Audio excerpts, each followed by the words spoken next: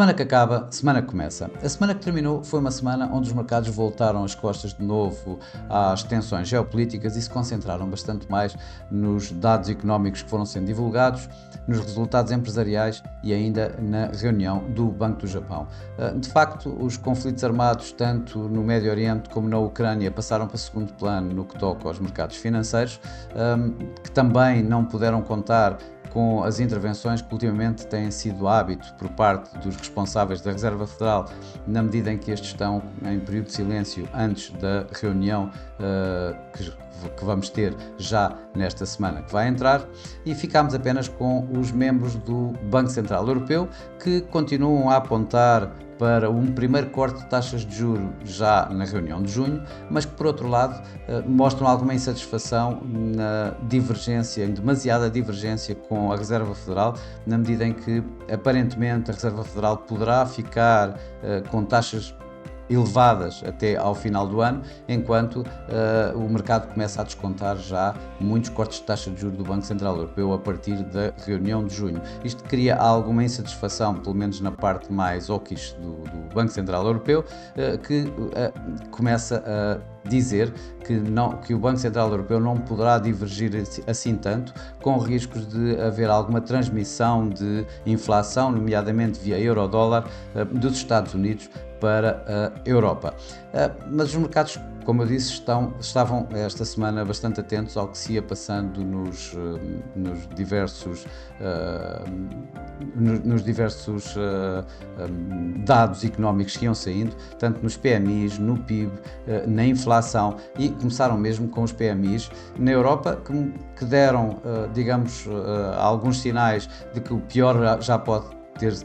ter sido passado, que a atividade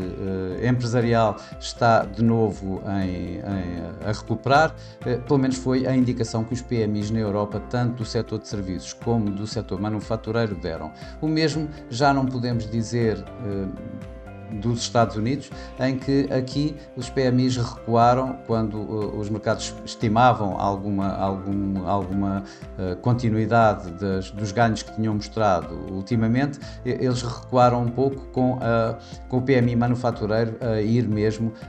para território de contração. Já em termos de PIB, tivemos também uma surpresa negativa, em que nos Estados Unidos o primeiro trimestre deste ano teve um crescimento económico de 1,6% face a 2,6% esperados e a 3,4% no trimestre anterior. Os mercados estavam também bem atentos à medida preferida do Fed para a inflação, o Core PCE Price Index, que acabou por ficar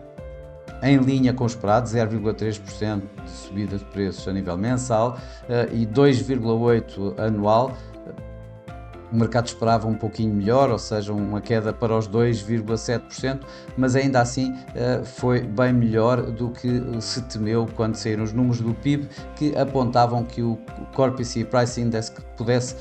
realmente acelerar mais, mas de facto acabou por ficar em 0,3% no mês, tendo em consideração os números revistos de janeiro e de fevereiro. O Banco do Japão manteve inalterada a sua política monetária. As projeções que fez também manteve, ou está a manter, as taxas de juros acima do seu objetivo, nos 2%. Isso, apesar de tudo isso, não deu grande suporte aos mercados, pelo menos ao mercado do Iene, que continuou a negociar em perdas acentuadas. A apresentação de resultados foi bastante mista. Tivemos situações de queda, o caso, por exemplo, da Meta, mas por outro lado tivemos várias situações em que os mercados foram bastante suportados e impulsionados pelos resultados. Por exemplo, o caso da Alphabet com a Google, que teve o primeiro dividendo, distribuiu o primeiro dividendo pela primeira vez e que acabou por levar os mercados acionistas a ganhos. E, obviamente, estes ganhos foram transmitidos nos índices. Os índices norte-americanos, por exemplo, tanto o S&P 500 como o Nasdaq tiveram a melhor semana desde novembro do ano passado. O Nasdaq ganhou mais de 4%, o Nikkei no Japão ganhou mais de 2%, também com o Yen mais fraco, e o próprio Eurostoxx 50 na Europa acabou por terminar a semana quase a ganhar 2%, 1,8%. Por cá, por Portugal, o PSI ganhou 5%, isto muito à custa dos ganhos da Galp, que esta semana tiveram uma impulsão de 28% depois das descobertas petrolíferas na Namíbia, e por outro lado tivemos a NOS, que pressionou o índice perdendo quase 9%. No mercado cambial, as moedas, as commodity currencies, o dólar australiano, o dólar neozelandês, o dólar canadiano foram os que mais ganharam. Já os que do outro lado tiveram as nórdicas, o franco suíço, o Yen, como já tinha referido, aliás a maior perda foi do Yen, e o dólar acabou por ficar relativamente no mesmo nível em que começou a semana. Aliás, o euro-dólar subiu de 1,0650 até aos 1,07 entre início e fecho da semana. Já o dólar-yen acabou em máximos 157, muito perto dos 158, a 157,88, 157,89, isto depois de, mais uma vez, o Banco do Japão manter, digamos, a sua política monetária bastante dovish, bastante facilitista, levando ao Yen a perdas acentuadas face a todas as outras dívidas. Nas commodities, o que nós podemos ver foi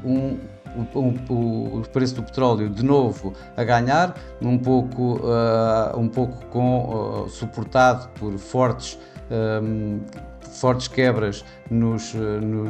inventários norte-americanos, e o ouro acabou por ter, digamos aqui assim, talvez alguma mais-valia durante esta semana, perdendo durante esta semana cerca de 2,7%. A próxima semana os mercados vão estar atentos essencialmente à reunião da Reserva Federal.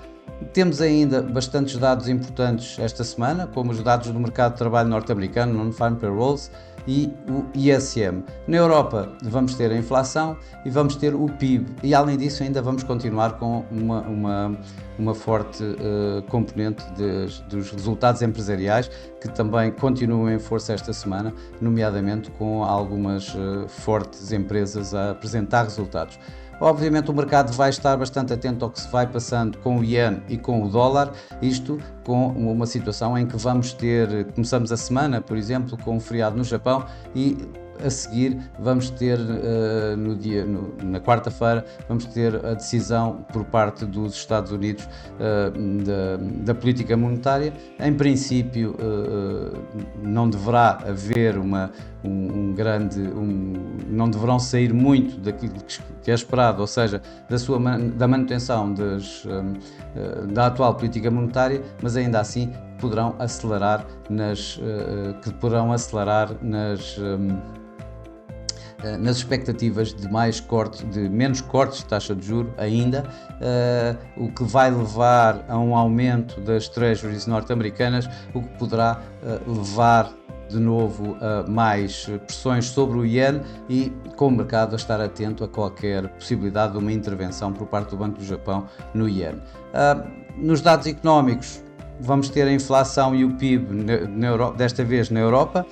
A inflação na Europa é esperada manter-se nos 2,4% e nos 2,8% na subjacente,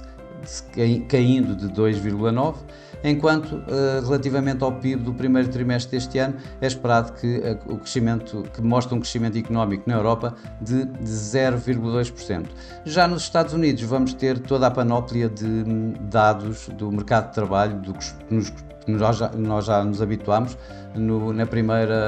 da primeira semana do mês, na primeira sexta-feira do mês. Vamos ter os Non-Farm Payrolls, que depois do número fantástico do mês passado, 303 mil novos postos de trabalho, o mercado está agora à espera que caia para cerca de 210 mil novos postos de trabalho. Também as vagas de emprego é suposto baixarem ligeiramente, e vamos estar bastante atentos ao ISM depois dos os números que já foram vistos, tanto do PMI, dos PMIs aqui assim, durante esta semana, que mostraram algum recuo no tecido empresarial. Vamos ver a atividade empresarial medida pelo ISM, se nos mostra um aquecimento ou se, por outro lado, vai na linha do que nos mostraram os PMIs durante esta semana. Por outro lado, em termos de dados de resultados empresariais, vamos ter mais algumas empresas de peso, como por exemplo a Apple, a Amazon, a Coca-Cola e a McDonald's, poderão dar aqui assim uma vez mais, tal como nesta semana deram outras empresas, como vimos, que foi o caso, por exemplo, da Alphabet ou da Tesla, que deram aqui assim algum suporte e algum impulso aos mercados acionistas, que continuam a negociar em forte tendência altista. Bom, e para já é tudo. Desejo a todos uma boa semana, bons negócios, e para a semana cá estarei com mais um Semana que Acaba, Semana que Começa. Até lá!